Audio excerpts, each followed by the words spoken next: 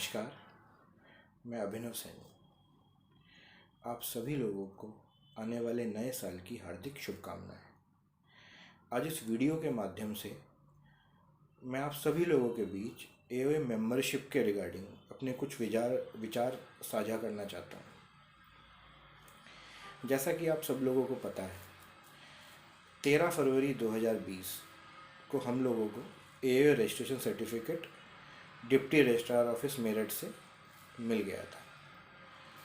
उसके बाद इमीडिएटली बाद हम लोगों ने 23 फरवरी को जीबीएम कॉल किया था, जिसका कि मेन एजेंडा था एओए मेंबरशिप ड्राइव को चलाना। जीबीएम कॉल हुई, कोरम उसमें पूरा नहीं हुआ तो वो 1 मार्च के लिए आपका एडजर्न हो गई।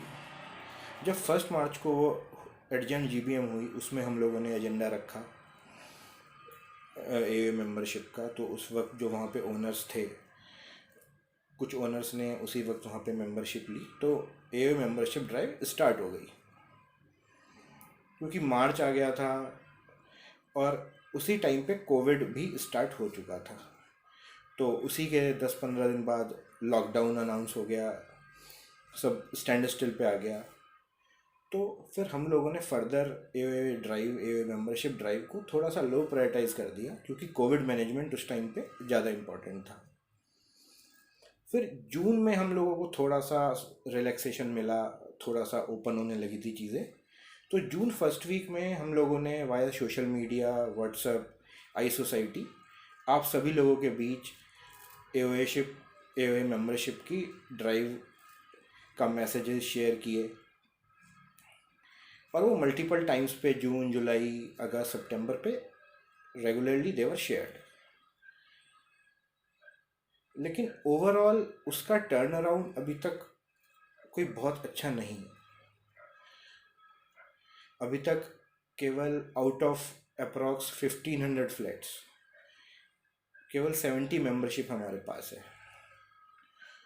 तो आज मैं आप सब लोगों के बीच इसीलिए आया हूँ ताकि मैं आपको थोड़ा सा क्लैरिटी दे सकूँ कि एओए की मेंबरशिप क्यों ज़रूरी है हम सभी के लिए।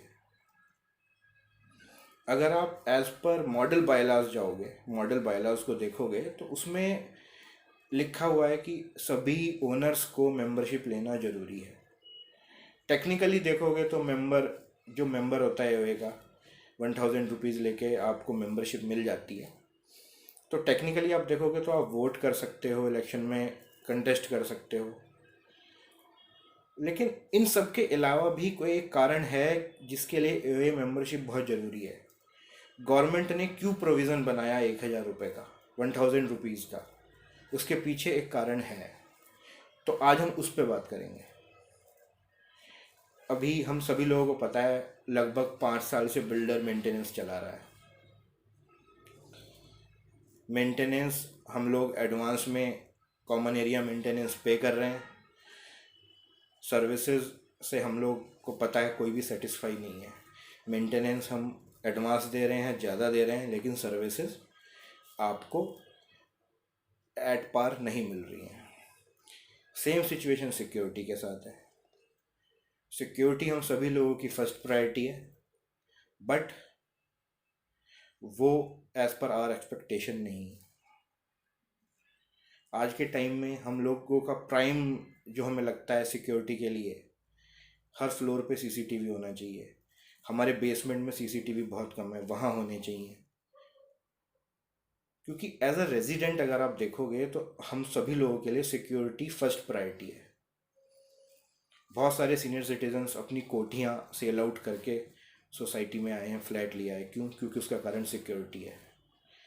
बहुत सारे लोग, हमारे फ्रेंड्स बाहर जॉब करते हैं, उनकी फैमिलीज़ यहाँ पे क्यों हाई राइज में रहती हैं? क्योंकि वो सेफ्टी सिक्योरिटी चाहते हैं। लेकिन सोसाइटी बिल्डर चला रहा है, ही इज़ अ बिजनेसमैन, वो एक बिजनेसमैन है। वो कोई भी काम तभी करेगा जब उसको कुछ फ़ायदा होगा, या फिर वो कोई भी काम करेगा तो ज़्यादा से ज़्यादा पैसा बचाने की उसमें कोशिश करेगा। अब जैसे हमने प्रपोज़ल दिया बिल्डर को कि आप हर फ्लोर पे सीसीटीवी लगाओ या बेसमेंट में बढ़ाओ, तो वो आपको क्या बोलता है? मैंने तो आपसे एग्री नहीं किया था कि मैं हर फ्लोर पे सीसीटीवी दूंगा, क्योंकि वो यहाँ नहीं रहता। वो बिजनेसमैन है एक। रहते हैं यहाँ हम लोग हैं, आप लोग रहते हो, हम रहते हैं। हम लोग इसको, सोसाइटी को वैसे ही चलाना चाहते हैं जैसे कि हम अपने घर को चलाते हैं। अगर आप, जैसे मैंने बताया, बिल्डर के पास जाओगे, बिल्डर क्या बोलेगा कि मैंने तो आपसे कोई एग्रीमेंट ही साइन नहीं किया था ऐसा कि मैं आपको हर फ्लोर पे सीसीटीवी दूंगा। तो इसी तरह के चैलेंजेस हर जगह आते हैं।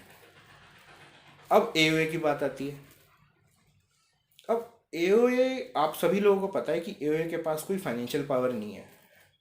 एओए क्या करती है, आप लोग इशू रेज करते हो, बिल्डर के साथ फॉलो अप करती है उसका। उसमें कई बार काम जल्दी हो जाता है, कई बार डिले से होता है, कई बार होता ही नहीं।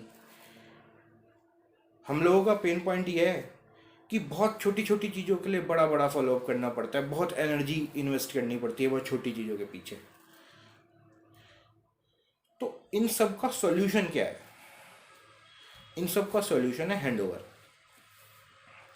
बट हमारी सोसाइटी बड़ी है, इसका हैंडओवर ईजी नहीं है। इसकी हैंडओवर में बहुत सारे फैक्टर्स इन्वॉल्व हैं। जैसे कि उनमें से एक फैक्टर है कि हमारे यहाँ पे पावर इंफ्रास्ट्रक्चर पूरा है, वाटर इंफ्रास्ट्रक्चर है, हमारे एसेट्स हैं। तो अभी हमारे एसेट्स का हेल्थ स्टेट क्या है? अब मैं आपको बताता हूँ। अगर हम इतनी बड़ी सोसाइटी का हैंडओवर लेने के लिए चलेंगे तो हमें इनका ऑडिट कराना पड़ेगा। जैसे पावर है तो पावर का एक, जो इस एरिया की सब्जेक्ट मैटर एक्सपर्ट होगा, उससे एक ऑडिट कराना पड़ेगा। ऑडिट कंपनी ऑडिट करेगी जो इस एरिया की सब्जेक्ट मैटर एक्सपर्ट है। वो आपको बताएगी आपके यहाँ पे जितने पैनल्स लगे हुए हैं, ट्रांसफार्मर्स लगे हुए हैं, इनकी हेल्थ कंडीशन क्या है, कितनी कैपेसिटी है इनकी, मैक्सिमम कहाँ तक जा सकते हैं, कहीं अंडर कैपेसिटी तो नहीं है कुछ। आपको एग्जांपल एग्जांपल बताता हूँ। जब जुलाई में लास्ट ईयर 2019 में एओए बनी, उन दिनों एक बहुत प्रॉब्लम आती थी कि, फ्रीक्वेंट आती थी उन दिनों, कि बाहर से, सोसाइटी के बाहर केबल कट गया, केबल बस्ट हो गया और दो दो दिन पावर नहीं आई। जब फाइनली उसका एनालिसिस किया गया कि ऐसा क्यों हो रहा है, तो हमें पता चला कि 114 के पावर स्टेशन से पोल तक तो अंडरग्राउंड दो केबल्स आ रही थी, एक मेन केबल, एक उसकी रिडंडेंट केबल। लेकिन पोल से आपके पावर रूम तक, जो कि एम और एन टावर के सामने है, वहाँ पे सिंगल केबल आ रही थी।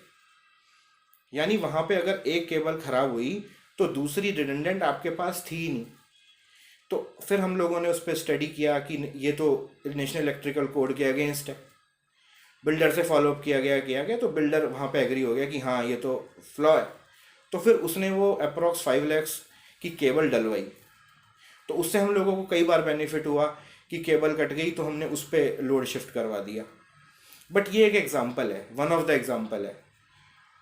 ऐसे पता नहीं पावर इंफ्रास्ट्रक्चर में ऐसी कितनी चीज़ें हो सकती हैं जो आप और मैं नहीं पता कर सकते, वो एक सब्जेक्ट मैटर एक्सपर्ट ही पता करेगा।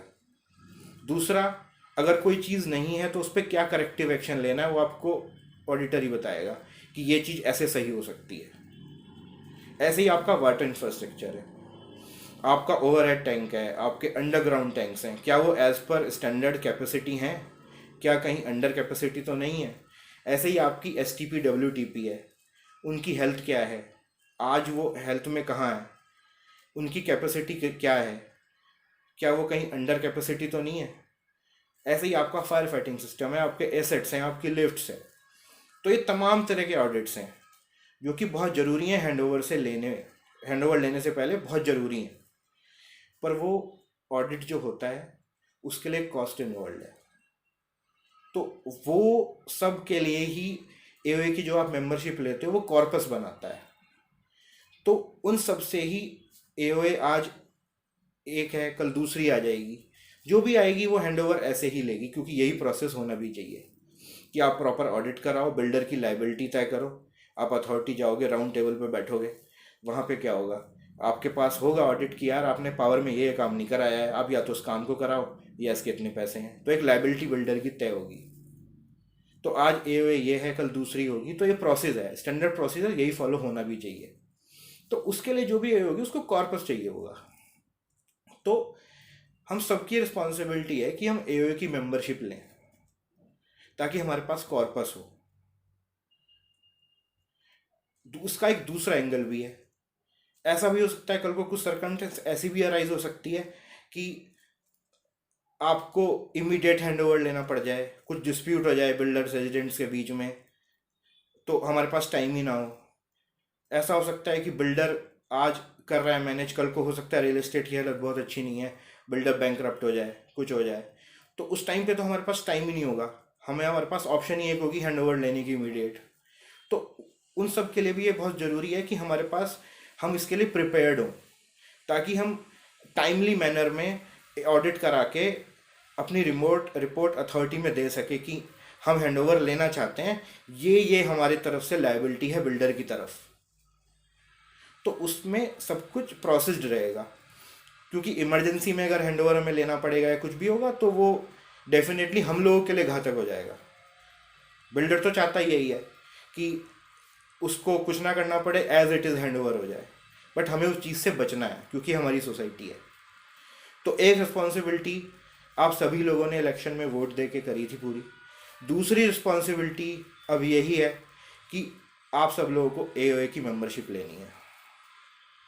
अपना कीमती समय देने के लिए धन्यवाद।